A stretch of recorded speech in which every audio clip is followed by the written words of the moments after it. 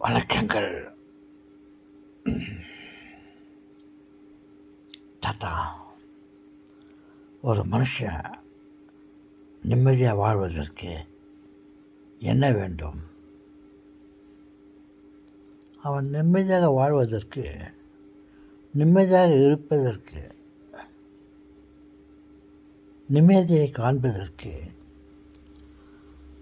6 அடி நிலமே போதும். ஆனால் ஆஸ்திரேலியாவில் நமது மக்கள் தங்களுடைய கடின உழைப்பினால் 6 வீடுகளை வைத்து கொண்டிருக்கிறார்கள்.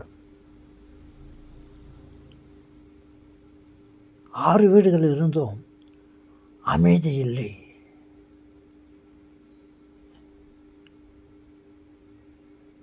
ஏனென்றால் அவர்கள் சம்பாதிப்பதெல்லாம் அவருடைய 6 வீட்டுக்கு தேவையான EMI, equal monthly instalment, EMI கட்டிக்கொண்டு தங்கள் வாழ்நாள் முழுவதும் அமைதி இல்லாமல், நிம்மதி இல்லாமல் இருந்து கொண்டிருக்கிறார்கள். வாழ்ந்து கொண்டிருக்கிறார்கள். யார் ஒருத்தன் 6 அடி நிலம் வச்சுன்னுக்கிறானோ அவன் அமைதியாக்குறான். 6 வீடுகளில் வச்சுன்னுக்கிறான் அவன். அத்தனை வீடுகளை வச்சுன்னு இருக்கிறவன் நிம்மதி இல்லாமல் இருக்கிறான்.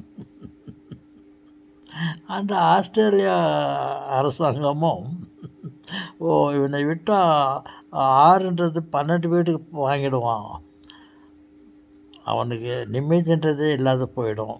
அதனால் குறைந்தபட்சம் 8 வீடுகள் அவர்கள் வைத்து கொள்ளலாம் என்று ஆஸ்திரேலியன் அரசாங்கம் ஒரு அறிவுரையை சொல்லியிருக்கிறார்கள். 6 அடி நிலமே சொந்தமாடா, ஆடியடங்கும் வாழ்க்கையடா. 6 வீடுகளும் ஏன் 2 வீடுகளுக்கு மேலே வைத்திருப்பவர்கள் யாருமே நிம்மதியாக இல்லை வெளிநாட்டிலே.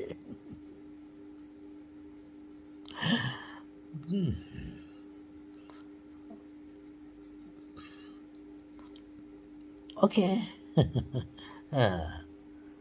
ஒருவன் நிம்மதியாக உறங்க வேண்டும் என்றால் 6 அடி நிலைமை போதும். ஆமாம் தாத்தா.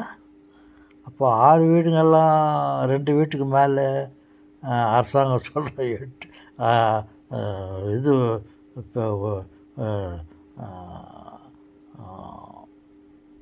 உத்தரவு கொடுத்துருக்கிற மாதிரி 8 வீடுகள் வரையிலே வைத்துக்கொள்ளலாம், அதுக்கு மேலே வைக்கக்கூடாது என்று அரசாங்கமே கட்டளையிட்டு விட்டிருக்கிறார்கள்.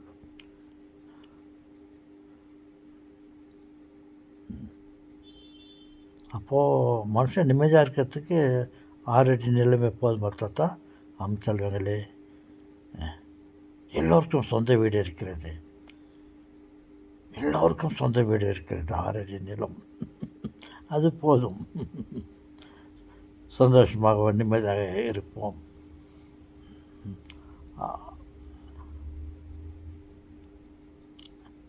அதிக வீடுகளையோ சொத்துக்களையோ வைத்துக்கொண்டு நிம்மதி இல்லாமல் இருக்க நாம் ஆசைப்படக்கூடாது.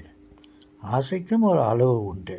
6 அடி நிலம் அது எல்லோருக்கும் உண்டு. ம்